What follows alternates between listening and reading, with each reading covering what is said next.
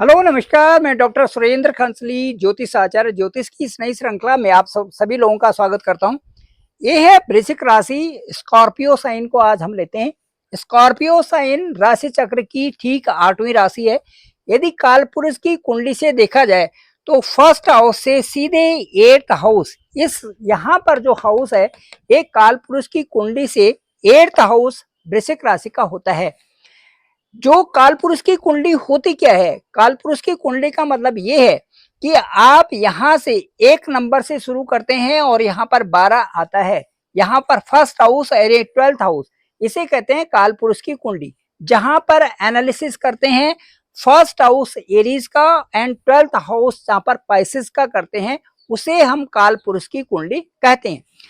अब मैं आपको ये बताना चाहूंगा कि इस समय वर्तमान स्थिति में जो 138 डेज हैं जो सैटर्न के लिए जो रेट्रोगेट वाली स्थिति है, ये क्या प्रभाव दिखा रही है वृश्चिक राशि पर, स्कॉर्पियो साइन पर।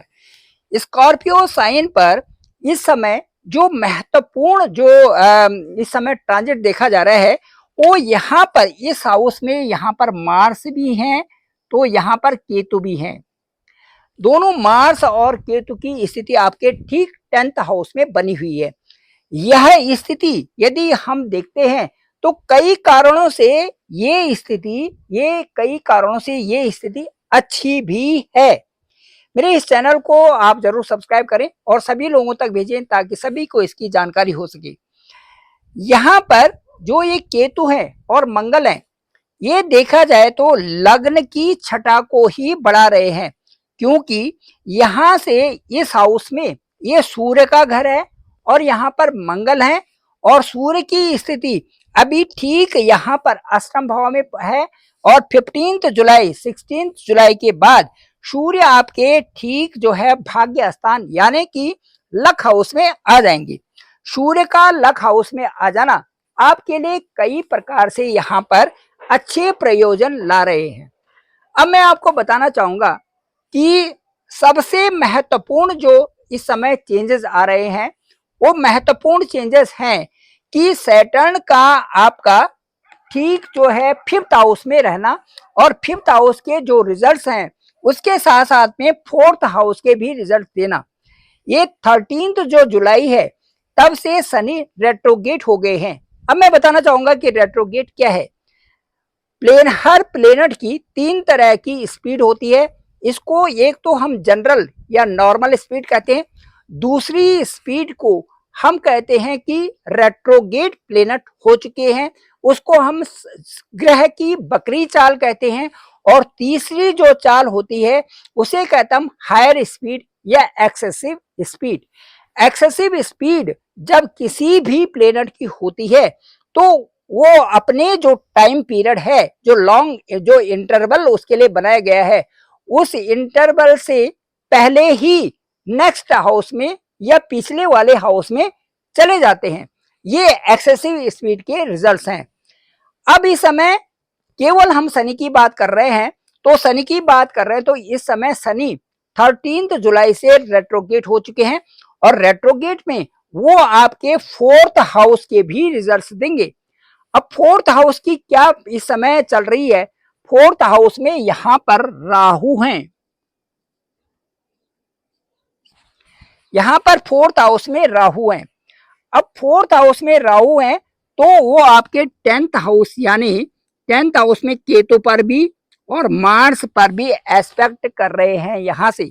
इसका मतलब स्पष्ट है कि राहु यदि आपके 10th हाउस में किसी तरह से भी भ्रम उत्पन्न कर रहे हैं तो उन चीजों में जो कि उलझन वाली चीजों में न लग करके आपको अपने गोल को जो फिक्स कर रखा है उसी तरफ आपको ध्यान देने की आवश्यकता है।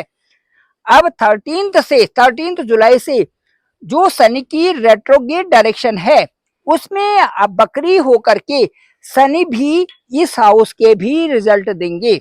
हालांकि रेट्रोगेट का ये मतलब नहीं है कि पिछले हाउस में वो ग्रह चला जाए, लेकिन स्लो स्पीड होने से हमारी इस पृथ्वी से ऐसा लगता है कि ग्रह पीछे की तरफ घूम रहा है।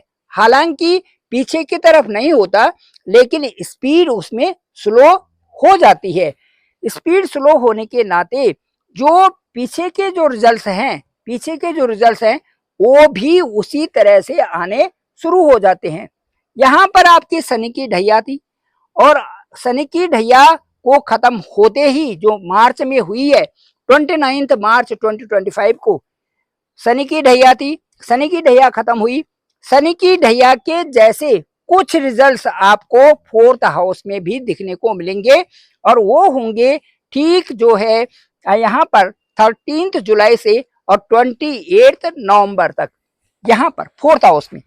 अब ये इन रिजल्ट्स का मतलब ये है कि जो भी आप कार्य कर रहे हैं उन कार्यों में आपको जल्दीबाजी नहीं करनी है, उन कार्यों में आपको आलस्य नहीं करना है, उन कार्यों में एक अलग से डिसिप्लिन आपको मेंटेन करना है।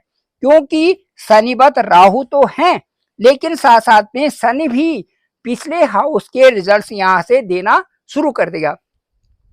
ऐसी स्थिति में ये जो आपका सुख स्थान है यहाँ पर थोड़ी सी डिस्टर्बेंसेस आ सकती हैं, लेकिन उसके साथ साथ में इसका मतलब ये नहीं है कि आप अपने सारे कार्यों को रोक दें, चाहे वो आपके मकान से संबंधित हो, चाहे आपकी फ्लैट से संबंधित हो, चाहे आपका बिजनेस से संबंधित हो, चाहे आपके मॉडिफाई करने से संबंधित हो, चाहे आपके परचेज और सेल से संबंधित हो। इन कार्यों को आपने रोकना नहीं है बल्कि उन कार्यों को एक डिसिप्लिन और एक मॉडरेट तरीके से करना शुरू कर देना है। ये यहाँ की पहचान होगी ठीक 138 डेज तक। यदि आप ऐसा करते हैं तो ये शनि और राहु दोनों के ही डिसिप्लिन में आता है और इससे ऐसा लगेगा कि अपने कार्यों को आप विधिवत तरीके से कर रहे हैं, जहां पर आप किसी तरह से उलझ नहीं रहे हैं और उसमें कोई भी यदि बेईमानी नहीं है तो आप अपने कार्यों को बहुत अच्छा कर सकते हैं, इसमें कोई भी संदेह की बात नहीं है।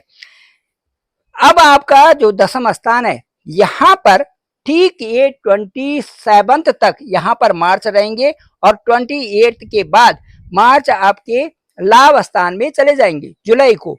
28 जुलाई के बाद हालांकि यहाँ पर बुध के घर में होंगे लेकिन आपके इनकम के सोर्सेस भी बढ़ेंगे और आपको इनकम में बढ़ोतरी भी होगी, ये आपको 28 जुलाई के बाद। इसके साथ साथ में आपके लिए एक बहुत अच्छी चीज जो है वो ये है कि 7th हाउस में इस समय मालव्य योग बन रहा है। मालव्य योग से जैसे कि इसके शब्दों से ही लगता है कि माल और उसके साथ में अलव्य मालव्य, तो कहने का मतलब है कि उस तरफ जाना, ध्यान उस तरफ जाना जिससे कि हमें प्रॉस्पेरिटी मिल रही है, जिससे कि हमें अपनी समृद्धि मिल रही है, जिससे कि हमें धन दौलत मिल रही है, वो है मालव्य योग। मालव्य योग का मतलब है कि जब वीनस का, शुक्र का 1st house, 4th house, 7th house और 10th हाउस, इनमें जब वीनस आते हैं और वीनस के आने से, शुक्र के आने से इन स्थानों में ही वो अपने ही घर में जब बैठते हैं तो यहाँ पर इसको मालव्य योग कहा जाता है। इसमें 2 फायदे होते हैं, ये है वीनस यहाँ पे, शुक्र, और शुक्र के यहाँ पर आने से देखिए एक तो नंबर 1 जो फायदा है वो ये है कि ये सेंट्रल का केंद्रस्थ भाव है, ये सेंट्रल के भाव हैं, एक तो ये है। और दूसरा जो इसका फायदा ये है कि वीनस जो शुक्र हैं ये आपके अपने ही स्थान में यहाँ पर बैठे हुए हैं, जिसमें 50% तो वैसे ही मार्क्स मिलते हैं, 50% प्लस मालव्य योग के फिर आप 25% या इसमें 30% या 40% तक ले सकते हैं। 90% तक ये हाउस आपके लिए बहुत अच्छा हो गया, जो ये बताता है कि वृश्चिक राशि वालों के लिए शादी, सगाई, स्पाउस के साथ अच्छा व्यवहार, अच्छी इंटीमेसी, व्यापार में वृद्धि, धन की वृद्धि, अपने साथ सम्मान की चीजों में वृद्धि करना, अपने ज्वेलरी में डायमंड्स की वृद्धि करना, अपने जो सोना चांदी की वस्तुएं लेना, ये सारी चीजें आती हैं।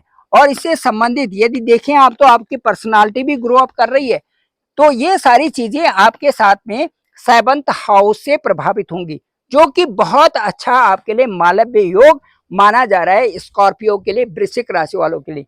तो मैं ये कहना चाहूंगा कि जो 138 डेज भी है यहाँ पर, जो यहाँ पर सैटर्न के जो 138 डेज जिसमें कि सैटर्न रेट्रोगेट हो रहे हैं, उसमें भी आपने किसी प्रकार से भी परेशान नहीं होना है। जो यहाँ से आपका सुख स्थान में, जो यहाँ से 138 डेज को सुख स्थान भी प्रभावित है और साथ साथ में आपका 5th स्थान भी प्रभावित है। इनसे आपने ज्यादा परेशान नहीं होना है, कंफ्यूज्ड होने की जरूरत नहीं, परेशान होने की जरूरत नहीं। अपने कार्यों को डिसिप्लिन्ड वे में और अपने कार्यों को सही तरह से यदि आप आगे बढ़ाते हैं तो आपका सुख भाव में भी वृद्धि होगी और संतान भाव में भी वृद्धि होगी। कोई दिक्कत वाली बात नहीं। Thank you very much. मैं डॉक्टर सुरेंद्र खंसली, ज्योतिष आचार्य। आप सभी लोगों का धन्यवाद, आप सभी लोगों का बहुत बहुत आभार।